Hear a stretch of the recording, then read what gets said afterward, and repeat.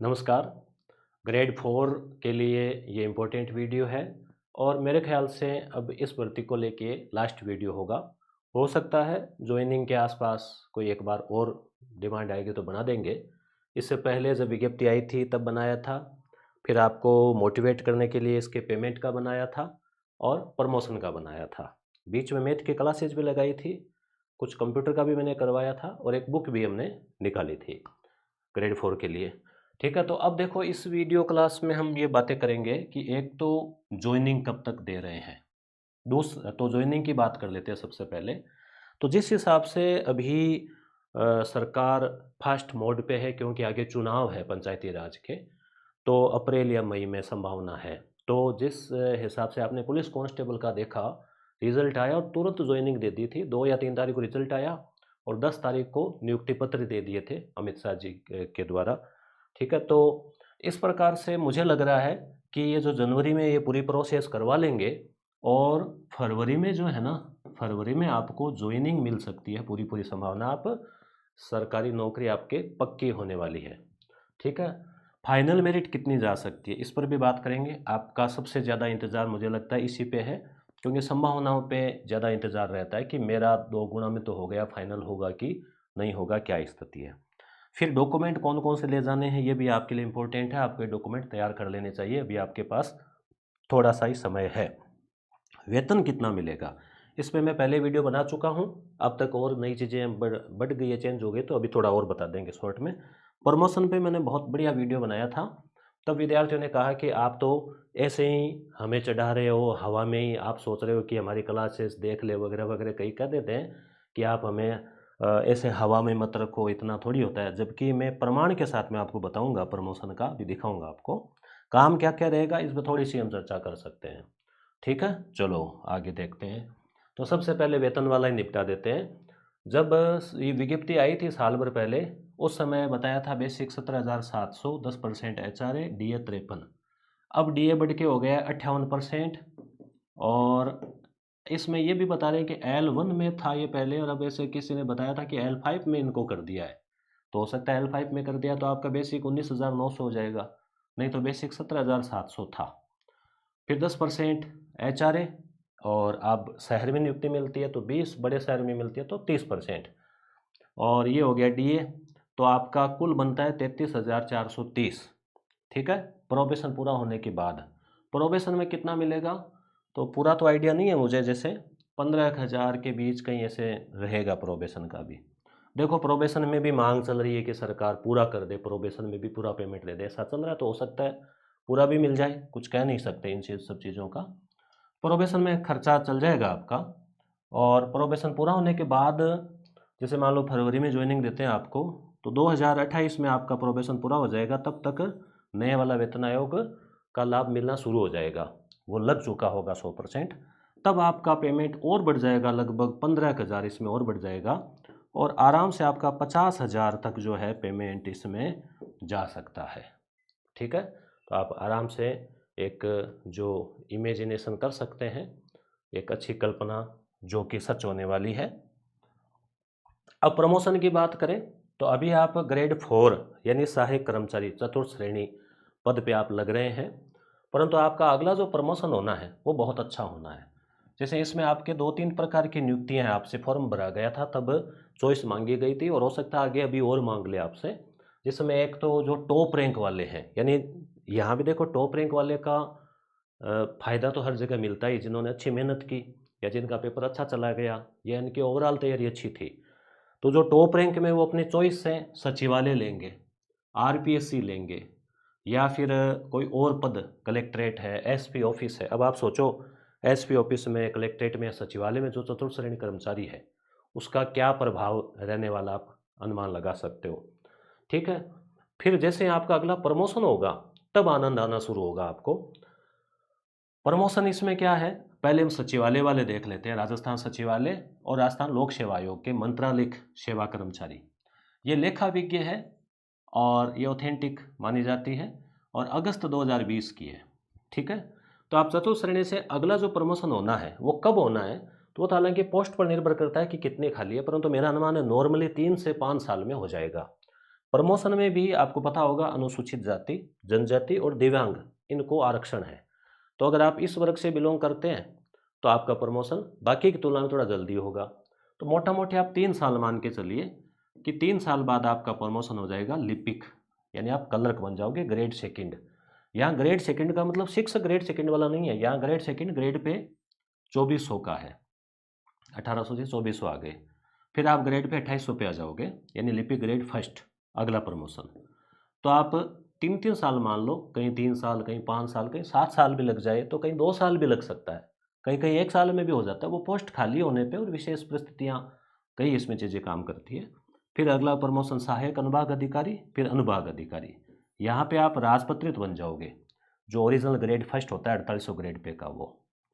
फिर सहायक शासन सचिव, फिर उप शासन सचिव, फिर वरिष्ठ उप शासन सचिव। आप कहोगे ये तो आईएएस की पोस्ट होती है। आईएएस की पोस्ट के पावर अलग है और यहाँ आपके पदनाम है ये, यहाँ आपके दायित्व अलग रहेंगे, परंतु ये है यहाँ दिया हुआ बाकायदा। और लास्ट वाला जो प्रमोशन है वो है 8700 ग्रेड पे, प्रिंसिपल का होता है 6600 ग्रेड पे। तो अब आप सोच लो कॉलेज लेक्चरर से भी आगे जा रहे हो। अब यहाँ पे किसको लाभ मिलने वाला है ये? जैसे कोई मान लो 18-20 साल का ही है, लड़का लड़की कोई भी हो, और टॉप रैंक आई है अभी, भाई मेहनत तो देखो काम आती है ना।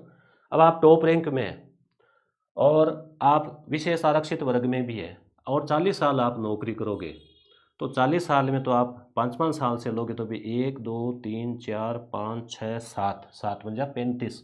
तो आराम से आप जो है यहाँ तक ये वाले पोस्ट पे आप जा सकते हो, ठीक है।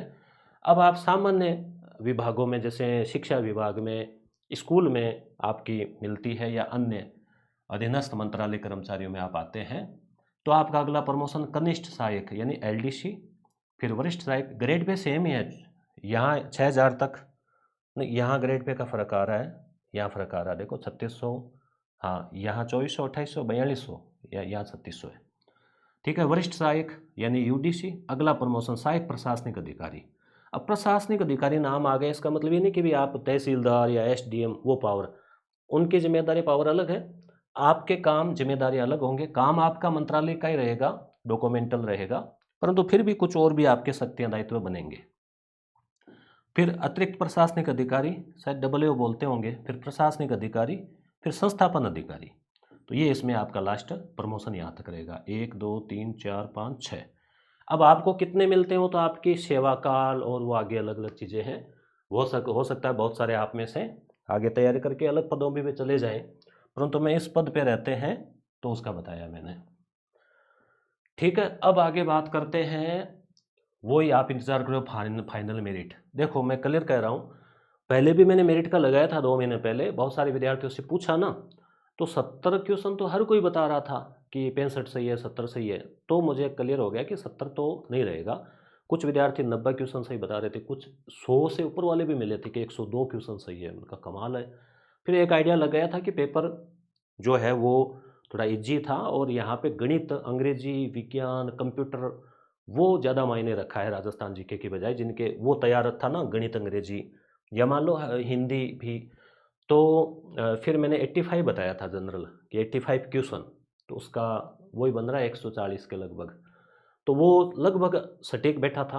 अब यहाँ सटीक बैठे कोई गारंटी नहीं है, ज़रूरी नहीं है, मैं एक अनुमान आपको खुश करने के लिए बता रहा हूँ वैसे, और कुछ आरपीएससी के बाकी रिजल्ट के आधार पे, कि भाई जैसे जनरल की अभी 2 गुणा के 146 रही है, एक विद्यार्थियों के कुछ के अभी समझ में नहीं आया है कि भाई ये रिजल्ट क्या है। तो इसमें क्या है, पहले पीडीएफ आई 6 अलग अलग शिफ्ट की, उसमें आप अपने रोल नंबर से अपने रैंक ढूंढ लो। फिर एक पीडीएफ आई है 36,000 पेज की, उसमें आप अपने रैंक से आप अपने नंबर देख लो।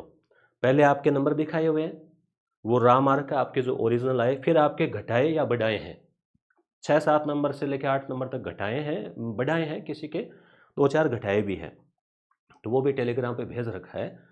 तो आप अपने नंबर देख लो कि आपके नंबर कितने आ रहे हैं। फिर आप ये मेरिट देख लो, आपके नंबर आपके वर्ग से, मान लो आप एससी वर्ग के हो, एससी वर्ग की महिला हो, 114.46, आपके नंबर 114 से ऊपर है, 114 या इससे, तो आप 2 गुणा में हो, नहीं तो आप नहीं हो। और जल्दी आपके 2 गुणा की भी अलग सूची काउंसलिंग के लिए जारी कर दी जाएगी, तो और क्लियर हो जाएगा। अब 2 गुणा में होते ही आप पूरी खुशी इसलिए नहीं मना सकते कि भाई फाइनल मेरिट 1 गुना की कितनी जाएगी। तो इसमें क्या है, कई विद्यार्थी नौकरी लग चुके हैं, क्योंकि पुलिस कांस्टेबल, पटवार, ग्राम सेवक, तो शायद 10 से 15 हज़ार विद्यार्थी ऐसे हैं जिन्होंने 4th ग्रेड में सिलेक्ट हुए हैं और वहाँ भी लग गए। तो यहाँ आपको फ़ायदा मिलने वाला है। अब जनरल की मैं मोटा मोटी ऐसे ही अनुमान बता रहा हूँ, हो सकता है सटीक बैठ जाए कि 146 है तो 10 एक नंबर आगे और बढ़ सकती है। रीडो की 32 है तो 30 नंबर और बढ़ सकती है। डाइवर्स की 86 है तो 30-40 नंबर बढ़ सकती है। SC 126 है तो 8-10 नंबर बढ़ सकती है। ST 117 है तो 6-7 नंबर। EWS 131 है तो 10 से 15 नंबर, 12-13 नंबर। OBC 138 है तो 10 एक नंबर। विडो 0.33 ही रही है, परंतु ये फाइनल कट ऑफ तो नहीं रहेगी। 2 गुना में अब कितनी क्या महिलाएं, क्योंकि क्या स्थिति हो, तो अब 2 गुना है तो उनके नंबर सबके सामने है तो पता चले, तो 15 से 20 नंबर जा सकती है। डाइवर्स की 62 है तो और ज़्यादा जाएगी, 100 के आसपास। MBC की भी 8-10 नंबर बढ़ेगी 132 से। तो एक मोटा मोटी मैं ऐसे एक अनुमान व्यक्त कर रहा हूँ, इसको आप ज़्यादा सीरियस नहीं लेना और रिजल्ट को आने दो। असली तो बात तभी पता चलेगी कितनी क्या बढ़ती है, क्या पता चले, क्योंकि इतनी सारी स्थितियाँ इसमें पॉइंटों में आप सोचो कि एक एक नंबर पे हज़ार हज़ार विद्यार्थी है। ठीक है, तो ये आपको मैंने ऐसे खुश करने के लिए बताया है। बाकी देखो क्या पता कितना इसमें सब्सिट्यूट बैठ जाए। डॉक्यूमेंट ये इंपॉर्टेंट है आपके लिए। असली चीज़ ये है कि आप का 2 गुना में हो रखा है तो आपको डॉक्यूमेंट तैयार कर लेने चाहिए। ज्वाइनिंग का बता दिया मैंने, ये बात हो गई। वेतन का हो गया, प्रमोशन का हो गया। काम पे बात कर लेते हैं, फिर डॉक्यूमेंट की बात करेंगे। काम आपका अलग अलग विभाग के अनुसार है। मान लीजिए आप विद्यालय में ज्वाइन करते हैं, विद्यालय में तो ऑफिस जो है, तो ऑफिस खोलना बंद करना, प्रिंसिपल की जो टेबल है उसको मेंटेन रखना, साफ सफाई ऑफिस की। क्योंकि स्कूलों में तो क्या है, जैसे सफाई कर्मचारी की पोस्ट है ही नहीं, तो सफाई संबंधी काम भी प्रिंसिपल आदेश देते हैं तो आपको करना होगा। बाकी जैसे SDM ऑफिस होते हैं, पुलिस विभाग है, उनमें तो क्या होता है, सफाई कर्मी अलग होते हैं, तो वहाँ आपका वो काम नहीं रहता, वहाँ केवल ऑफिस का ही होता है। यहाँ विद्यालय में भी आपका बेसिक हो सकता है, वो आपके प्रिंसिपल और क्या निर्देश आते हैं उस पर निर्भर रहेगा वो क्या देते हैं आपको। उसके अलावा जैसे मान लो भाई स्कूल में घंटी लगाना, छुट्टी की और की वो, उसके अलावा रजिस्टर पे साइन करवाने, कोई ऑर्डर है उस पर कोई सूचना देना, कोई डाक लेके जाना आना, इस प्रकार के काम जो है इसमें रहेंगे। फिर आपको चुनाव वगैरह में ड्यूटियाँ मिलेगी और भी ड्यूटियाँ लगती रहेगी आपकी, तो सहायक कर्मचारी के रूप में आप जो है वो होते हैं। बाकी अलग अलग विभाग के क्या दिशा निर्देश रहते हैं उस पर निर्भर करेगा। मोटा मोटी मैंने आपको बताया है। ठीक है, अब मेन चीज़ आपके जो मैं बता सकता हूँ वो ये है डॉक्यूमेंट। तो एक तो क्या है, 10वीं की मार्कशीट, मेन योग्यता 10वीं मांगी है, तो इसकी जन्मतिथि के लिए और योग्यता के लिए अवश्य आप इसको रखें ओरिजिनल। गुम हो गई है तो बोर्ड से ले आई नहीं, आजकल शायद ऑनलाइन आवेदन करते हैं, वहाँ से भी आ जाती है। आपने हाल ही के वर्षों में की है तो एक बड़ी साइज की मार्कशीट है, उसमें बोर्ड सर्टिफिकेट साथ में शामिल है, तो अलग से नहीं लाना। आपने पुराने ज़माने में 10-15 साल पहले 10वीं की है तो वो छोटी मार्कशीट है, तो आपको बोर्ड सर्टिफिकेट अलग से आपको देखना है कि है कि नहीं है आपके पास, वो भी लेना है। कहाँ मिलेगा, जिस स्कूल से कि वहाँ देख लो, नहीं तो फिर बोर्ड से देख लो। और नहीं तो बड़ी साइज़ वाली है, A4 साइज़ फोटोकॉपी वाला पेज आता है ना, उतनी तो आपका साथ में ही है वो। क्लियर, ओरिजिनल रखना है। 12वीं भी रख लो, क्योंकि उच्च योग्यता प्रमोशन के लिए आपको साथ में जोड़नी है। स्नातक रख लो। B.Ed का इसमें हालांकि कोई रोल कुछ नहीं है, फिर भी आप है तो आप जुड़वा देना, दिखा देना जो भी योग्यता है आपके पास है। MA B.Ed तो सारी first year, second year, final year, उनकी डिग्री, वो सब जितनी भी ओरिजिनल है रख लो। फिर जाति, आप SC ST के हैं तो आपने एक बार बना रखा है वो काफ़ी है। पुराना है तो उसका डिजिटल बनवा लेना, बाकी अब 2 साल 4 साल पुराना तो उसमें कोई पुराना नहीं होता। OBC और EWS में क्या होता है, आय के आधार पे आरक्षण है ये। तो OBC और EWS में क्या है, 1 साल से पुराना हो गया तो आपको शपथ पत्र बनाना होगा, तो इतने में तो आप नया ही बना लो। और EWS में नए में ज़्यादा लंबी प्रोसेस है तो शपथ पत्र से काम चला लो। फॉर्म भरा उस समय आपके पास OBC EWS था ही नहीं, अब बनाया है तो एक शपथ पत्र आपको लगाना पड़ेगा कि भाई मैं उस समय भी आय वर्ग के अनुसार EWS या OBC में था। आपके पास उस समय था, अब पुराना हो गया तो नया, नहीं तो शपथ पत्र। समझ गए बात को। मूल निवास एक ही बार बनता है, वैसे डिजिटल वाला है तो वो आप रख लेना, बहुत पुराना है तो नया बना लो, नहीं तो चल जाएगा। विवाह है, हुआ है तो बनाना है, विवाह हुआ ही नहीं है तो नहीं बनाना। प्रमाण पत्र बनाने में टाइम लगता है तो शपथ पत्र बना लो। शपथ पत्र एक अस्थायी इलाज है हाथों हाथ का। संतान संबंधी घोषणा पत्र 2 से अधिक का, तो वो विवाह हुआ है तो बनाना, नहीं हुआ तो बनाना नहीं है। और कई बार ये होता है कि फॉर्म भरा उस समय विवाह नहीं हुआ था, अब हो गया, तो अब कोई नया डॉक्यूमेंट आपसे आए, जब कोई फॉर्म कुछ भरवाएं आपसे, उसमें आप विवाह दिखा देना, यानी जो लेटेस्ट स्थिति है वो आप बता देना। ठीक है। ऐसे ही तलाकशुदा आदि में भी होता है कि उस समय सामान्य स्थिति थी, अब विवाह की स्थिति चेंज हो गई है, तो वो हालांकि उसका है तो एग्ज़ाम तक का ही, अब वो आपको आगे आरक्षण देते हैं नहीं देते, वो आप आगे पेश कर सकते हो, डॉक्यूमेंट मिलता है नहीं मिलता उसका कुछ कह नहीं सकते। चरित्र क्या होता है, जैसे ही आप कोई रेगुलर करते हो ना, 10वीं 12वीं लास्ट आपने जो रेगुलर की, बीएड की होगी, एमए की होगी, तो वो कॉलेज वाले आपको देते हैं चरित्र, उसकी फोटोकॉपी आपको लगानी है, मूल घर पे रखना है। वो मूल आपके पास नहीं है तो उस कॉलेज से आप ले आओ, कोशिश करो लाने की। फिर भी नहीं मिले तो फिर कोई शपथ पत्र वगैरह मांगे तो 2 चरित्र वो होते हैं जो फोटोकॉपी वो स्टेशनरी दुकान पे मिलते हैं, वो 1-1 रुपए वाले, उनको राजपत्रित यानी सामान्यतः स्कूल में आप जाके और लेक्चरर से आप साइन करवा लेना 2। ठीक है। शपथ पत्र कोई इनमें से डॉक्यूमेंट नहीं है, या फिर 10वीं की मार्कशीट में आपके आपके नाम में, आपके पिताजी के नाम में कोई स्पेलिंग में मिस्टेक है बाकी के डॉक्यूमेंट में और उसमें, या फिर जैसे मान लो स्पेस का तो कोई इश्यू नहीं है, स्पेलिंग का ही है मेन तो, या सरनेम है ही नहीं, कहीं पे सरनेम है, तो किसी भी प्रकार की नाम संबंधी मिस्टेक तो एक शपथ बना लो कि वो फलाना और फलाना राम या फलाना मैं एक ही व्यक्ति हूँ, और इस प्रकार से। अब सभी डॉक्यूमेंट में थोड़ी थोड़ी है तो सबके सारे अलग अलग नहीं बनाने, एक में लिख दो कि 10वीं 12वीं में जो जो नाम है वो मैं ही व्यक्ति हूँ, ऐसे ऐसे, क्योंकि आप सही कराने जाओगे टाइम लग जाएगा। मेडिकल वाला आपको ज्वाइनिंग देंगे उस समय बनवाना है, ज्वाइनिंग की डेट आएगी। ऐसे ही पुलिस वेरिफिकेशन भी आपको ज्वाइनिंग देंगे तब बनाना है, बाकी और लिस्ट आ जाएगी उसमें कि क्या क्या चाहिए। ठीक है। तो वो जो मांगते हैं वो आपको देने हैं। तो इस प्रकार से आपका डबल में हुआ है, बहुत खुशी की बात है। आप कॉन्फिडेंट हो सकते हैं कि भाई आपने 20-22 लाख में से आप 1 लाख में आए हैं और आपकी अच्छी रैंक आई है, तो श्योर सिलेक्शन है ही। एक अनुमान मोटा मोटी आप खुद निकाल लेवें कि 54,000 पद है, तो उसका आरक्षण के अनुसार आप निकाल सकते हो ना। 36% जनरल का हो गया, 10% ईडब्ल्यू का हो गया, 21% ओबीसी का हो गया, ठीक है, 16% एससी, 12% एसटी, 5% एमबीसी, फिर इनमें से 30% महिला का, उसमें भी 8 और 2% तलाकशुदा 2%, 8% विडो का, तो ऐसे आप फिर खिलाड़ियों का है 2% वो भी, तो ऐसे आप आरक्षण के अनुसार अपनी सीट का निकाल के एक मोटा मोटी आइडिया कर सकते हो। बाकी सिलेक्शन पूरी उम्मीद है, और आपके लिए दुआ करते हैं, प्रार्थना करते हैं कि आपका फाइनल सिलेक्शन हो जाए।